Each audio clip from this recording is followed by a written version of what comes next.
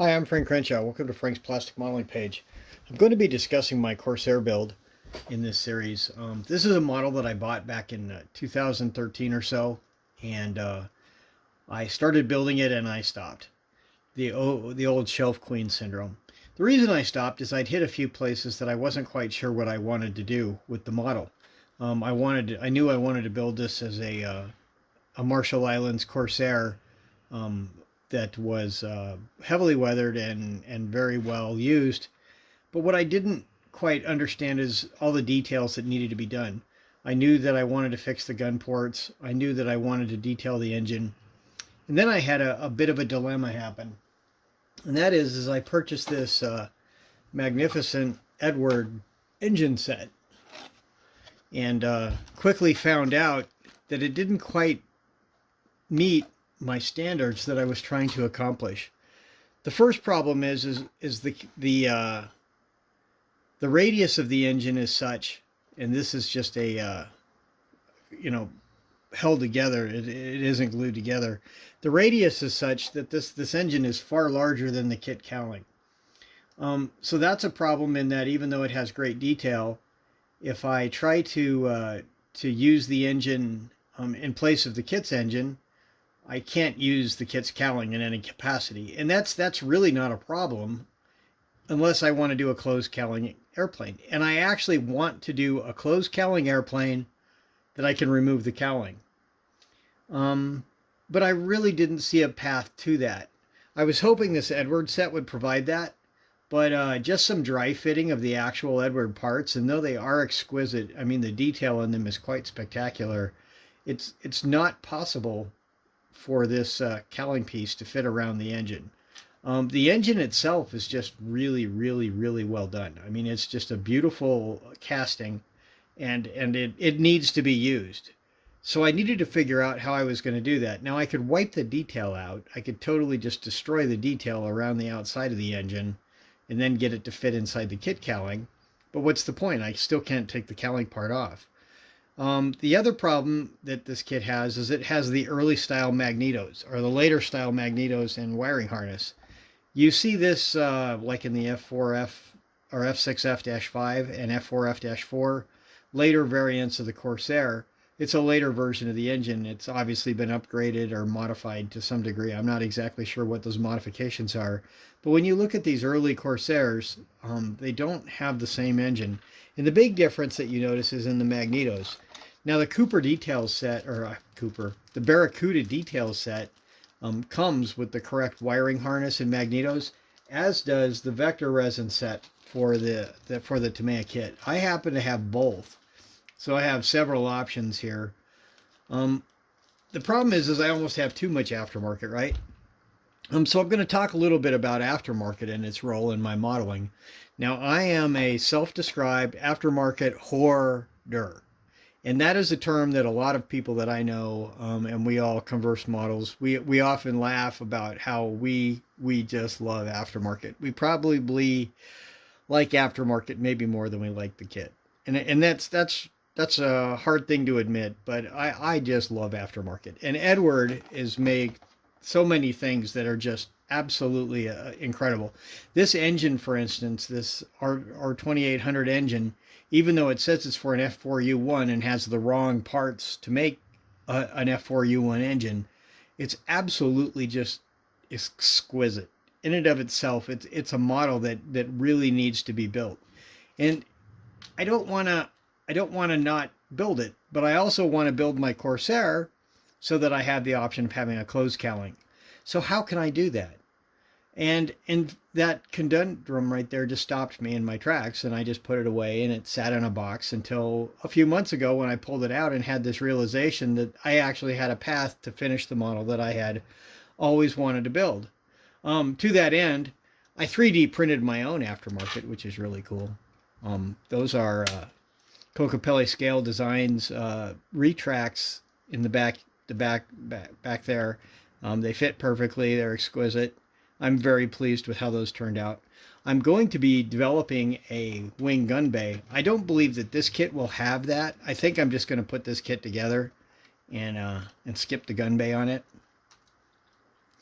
As far as aftermarket that it has in it right now, it does have the Cooper details, Barracuda cows, Barracuda. Poor, I know Roy. He used to run Cooper details, and now he's Barracuda. I keep messing that up. Sorry.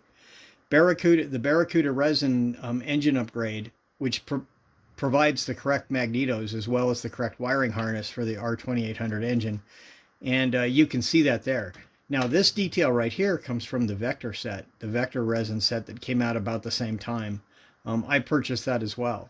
The other part of the Vector resin set that's going to be used on this kit is the cowl flaps, and they're really nice. I mean, they look really good. The problem is I have to detail the back of the engine and finish that before I can glue these in place, and these will have to be glued very securely in place. And the only way I can get them in and have them actually survive the process is to actually have the back end of this engine detailed. Now, what I have done so far is I have actually painted this engine silver, or painted this cowling silver, and then I primed it just like the real plane. Primed it with a red salmon colored primer. So this is just the red sitting over the top of the silver, and I use Mission Models paint for that. And that's going to work really nicely for my process, and I'll talk about that later. Now, one of the things I did do is I modified this kit a little bit in that, oh, excuse me, I sort of strategized how I could make this engine removable. I didn't want to glue it in place, obviously, because if I'm going to use both this Edward engine and the kit's engine, so I can have both configurations, an open cowl and a closed cowl, I'm going to have to be able to remove the engine and do it easily. And the way I'm going to do that, obviously, or hopefully it's obvious, is I'm going to use magnets. And that right there is just a neodymium magnet. It's very powerful. And the only thing I had to do is figure out how to build it so that it's perfectly centered in the engine. And there's a corresponding magnet sitting right here. And I did manage to do that. I actually managed to perfectly center it. Now, this Edward set comes with all kinds of neat things. I mean, if you look at the detail on it, the detail of the cowl flaps is just really good. I mean, this is really good stuff. The cowling has all the correct ribbing in it. So it has everything it needs, but it doesn't come with exhaust. So I'm going to have to share exhaust. Now, that means I'm either going to have to order another set of exhaust from TAMIYA, or I'm going to have to be able to reuse the kit exhaust. And there's some advantages in being able to move the kit exhaust around anyway. So what I came up with is I used those same neodymium magnets, and I have placed them in the cylinder heads and in the ends of these exhaust stubs, so that they just sit right where they're supposed to sit. This will allow me to actually paint these parts and then remove them, so that I have a very consistent finish across them. And you'll be able to see that when you look inside the cowling. And while that doesn't seem important right now, it's something that I'm pretty excited about. I'm pretty excited that I'm going to be able to have my well, I got to figure out how this goes on.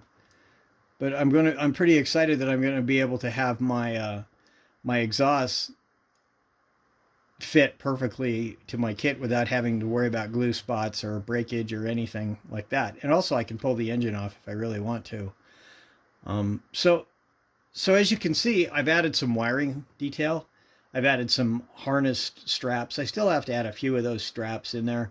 But all in all, this is pretty much done. Then the next phase, of course, will be weathering. But when I'm done weathering, this should look very good. In anticipation of weathering of this kit and building this kit further, I've also started working on my hack model. And this is a Spitfire Mark 22 that I painted in the exact finish that I'm going to paint this particular build in. And it starts with a layer of all-clad silver, and then this same red salmon over that, and then the color coat, which is a mixture of blues to make the intermediate blue, and then that's just modulated by adding slightly different variations and going back and forth. And then, of course, there's some weathering that's actually been done over on this side, some oil paint weathering, and some acrylic washes. Nothing fancy, but it does give a well-worn, sort of sun-faded look. And then the scratching, which shows the primer underneath, is what I'm really excited about. I figured out how to do that, and I'm really, really, really excited to try that on this particular kit.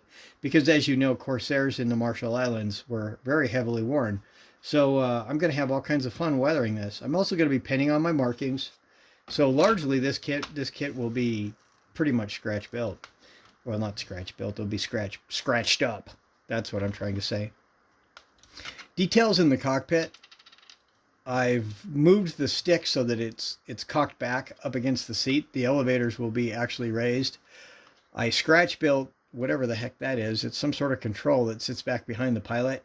I also scratch built this throttle quadrant out of sheet styrene and added the cable or the control rods that go through the firewall. Most of the detail in this particular cockpit, though, is the exquisite decals that come from Barracuda. Got it right that time.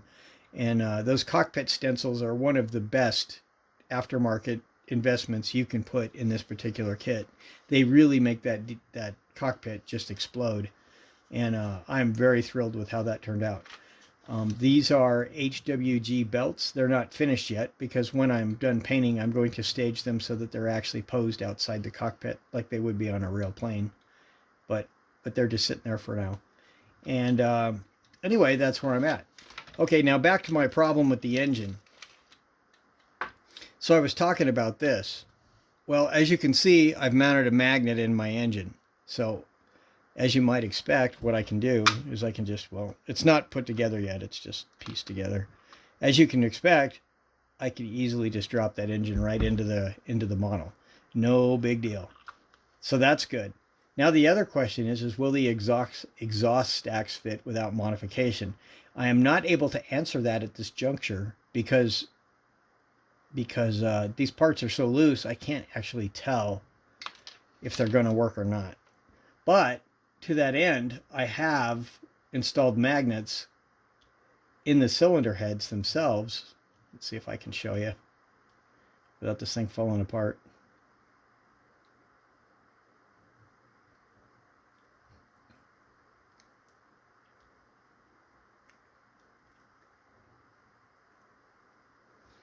And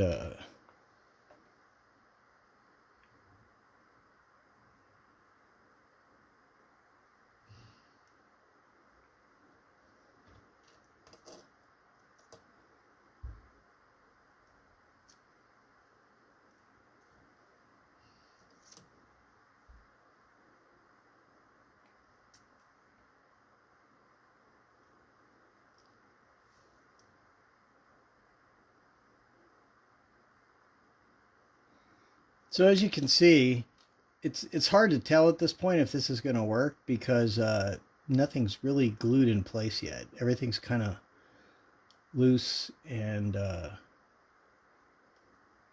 it looks like it's going to work, but I can't actually tell yet. So what I'm going to have to do is glue this all together, which requires me to do some more painting, and then I'll be able to tell. And if it doesn't fit, what I'll have to do is I'll have to purchase a another engine tree from TAMIYA and add the stacks from it. That's really my only choice there. So, but anyway, that's my update on my Corsair build, and I'll keep you guys posted and let you know how it goes. But right now, I think I'm going to be able to use both engines with no problem. So I'm pretty excited by that. Anyway, that's what I got. Talk to you later. Bye.